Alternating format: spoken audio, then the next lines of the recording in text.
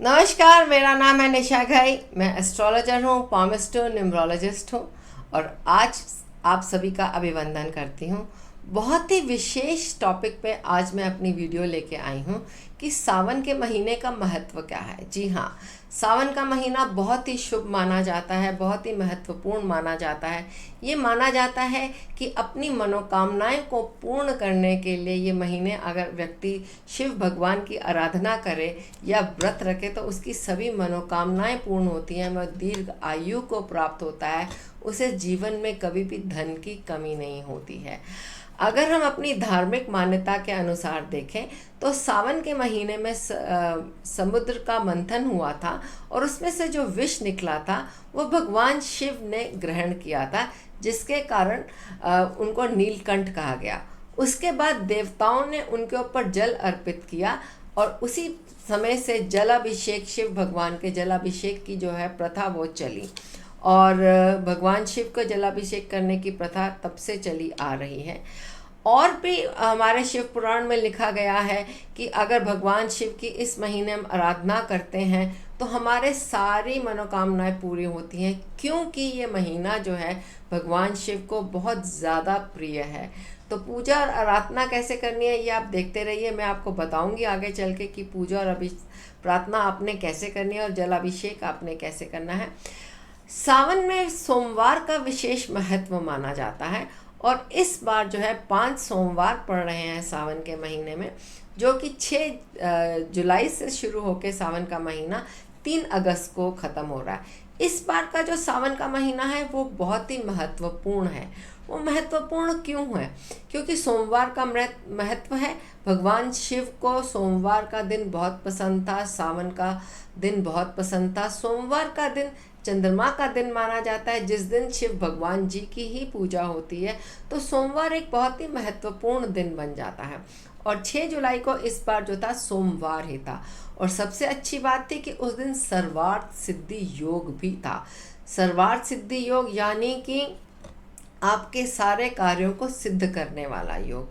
और ये महीना जो है वो अंत जब हो रहा है 3 अगस्त को, उस दिन पूर्णिमा है, रक्षाबंधन का पुण्य दिन भी है। उस दिन भी सर्वार्थ सिद्धि योग बन रहा है और रवि योग बन रहा है। तो आप देखिए कि कितना ही महत्वपूर्ण ये महीना है। सर्वार्थ सिद्धि योग बन रहा है, रवि योग बन रहा है, सोमवती अमावस्या आ रही है, 18 जुलाई को शिवरात्रि है सावन महीने की। वैसे तो हर महीने शिवरात्रि आती है, लेकिन सावन महीने की शिवरात्रि विशेष मानी जाती है। कांवड़िये इस दिन आके जलाभिषेक करते हैं।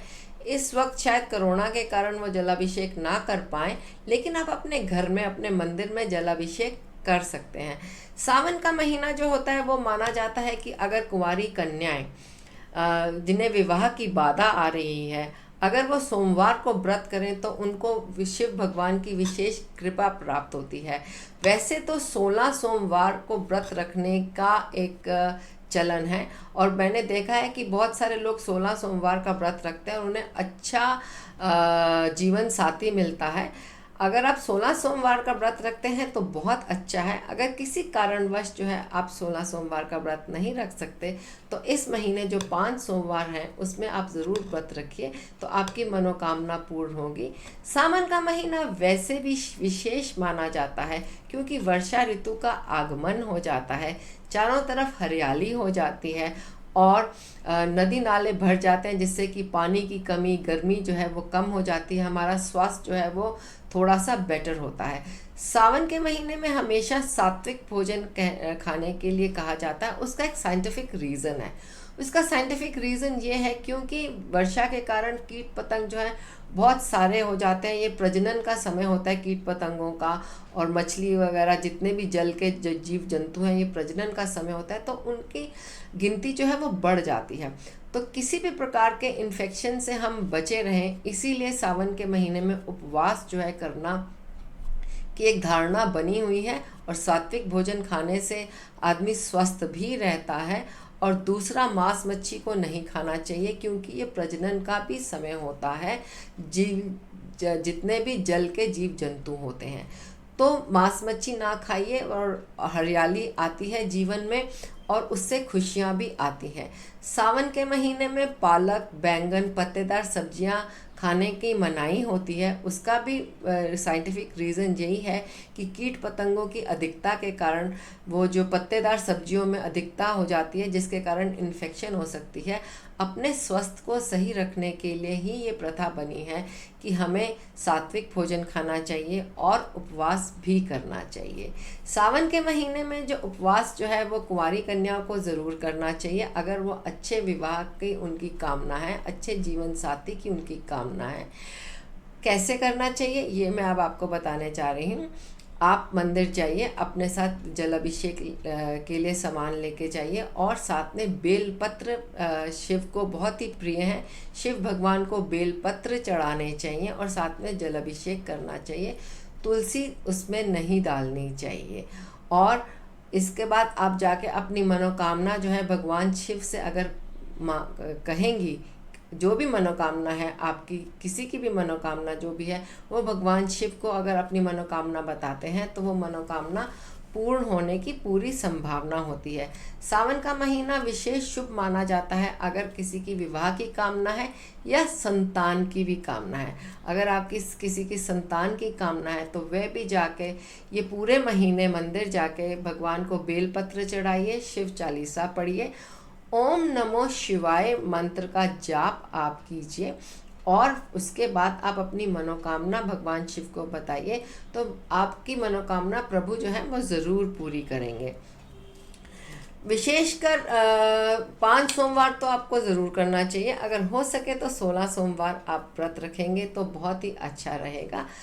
अगर अब मैं आपको ये बताना चाहूँगी बहुत से आसान उपाय जो आप कर सकते हैं सावन के महीने में, जिससे कि स्पेशली विवाह को लेके, क्योंकि ये महीना विवाह के लिए बहुत ही उत्तम माना जाता है, विवाह की मनोकामना के लिए बहुत ही उत्तम माना जाता है। तो अगर किसी की विवाह में अड़चनें आ रही हैं या परिवार में बहुत ज़्यादा परेशानी है विवाह को लेके, या घर में की भी किसी प्रकार की अनबन, हमेशा तनाव बना रहता है, तो भगवान शिव को खीर बहुत प्रिय है। तो खीर का आपने भगवान शिव को शिवलिंग में अच्छी तरह से खीर जो है उसको आप अच्छी तरह से अर्पित कीजिए और उसमें से थोड़ी सी खीर जो है वो आप अपने घर ले आइए और उसका सेवन कीजिए। खीर का अर्पण करते वक्त, जल अभिषेक करते वक्त अपनी मनोकामना भगवान को ज़रूर कहिए। ये आपने पूरा महीना करना है और 108 बार आपने मंत्र का जाप करना है, ओम नमो शिवाय, और फिर वो खीर लाके आप अपना सेवन कर सकते हैं। इससे जो आपकी विवाह की जितनी भी बाधाएं हैं वो धीरे धीरे दूर हो जाएंगी और विवाह अच्छी जगह होने की भी संभावना बढ़ जाती है। अगर संतान की इच्छा है तो ये महीना बहुत ही शुभ माना जाता है संतान के लिए, सावन का महीना। तो आप अपने घर से 51 बेलपत्र लेके जाइए और उसके ऊपर शिव लिख दीजिए और साथ में लाल फूल लेके जाइए और भगवान को बेलपत्र, लाल फूल अर्पण करते हुए अपनी मनोकामना ओम नमो शिवाय के साथ बताइए, तो आपकी जो संतान की इच्छा है वो भी पूरी होने की पूरी संभावना बन जाती है। ऐसे ही बहुत सारे YouTube में आपके लिए वीडियोस लेके मैं आपके साथ आऊँगी, सामने समक्ष प्रस्तुत होंगी। आपके लिए सावन का महीना आपकी सभी मनोकामनाओं को पूर्ण करे, दीर्घ आयु दे, धन की कमी को पूर्ण करे। यही संभावना के साथ, यही इच्छा के साथ, यही बेस्ट विशेष के साथ मैं आपसे विदा लेती हूँ। नमस्कार।